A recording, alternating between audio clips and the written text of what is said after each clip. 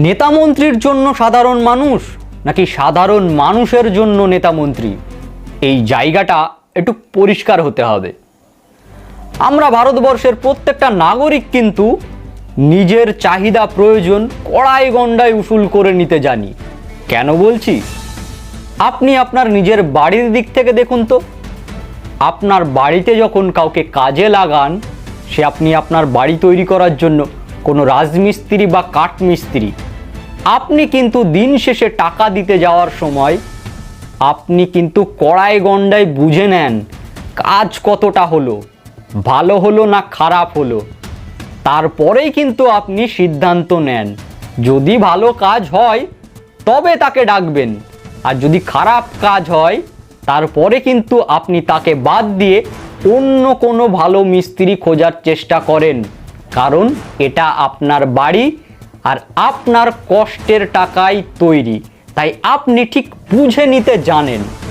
তবে এবার একটু সার্বিকভাবে ভাবুন তো, গণতান্ত্রিক পদ্ধতিতে সরকার নির্বাচিত হয়, নিয়োজিত হয় মন্ত্রীরা, আর এই মন্ত্রীদের বা যাবতীয় যা প্রকল্প যা কিছু হয় সেটা কিন্তু আমাদের জন্যই। তবে এটা তো পরিষ্কার যে আমাদের সাধারণ মানুষের জন্যই এই নেতা মন্ত্রী, আর আমার আপনার ট্যাক্সের টাকাই কিন্তু এই প্রকল্পগুলো হয় আমাদেরই উন্নয়নের জন্য। এবার এগুলোতে একটু বুঝে নেওয়ার দায়িত্ব কর্তব্য তো রাখতে হবে, তাই নয় কি? কারণ আপনি তো বুঝে নিতে জানেন কোনটা ভালো কোনটা খারাপ। তবে সার্বিকভাবে কেন বুঝে নিচ্ছেন না?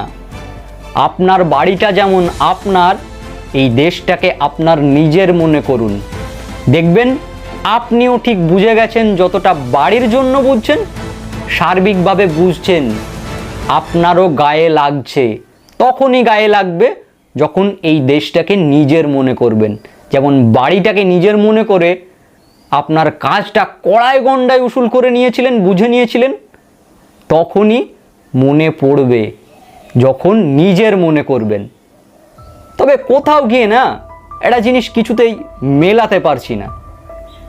বর্তমানে সরকারিভাবে যারা চাকরি করছেন বা এই নেতা মন্ত্রীরা, কোথাও গিয়ে না তারা সরকারি জায়গার সুবিধাটা নিচ্ছেন না।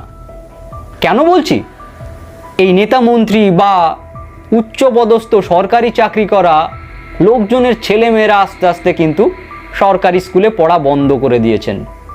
এরা সরকারি হসপিটালে সুযোগ সুবিধা নেন না, এরা সরকারি পাবলিক ট্রান্সপোর্ট ব্যবহার করেন না।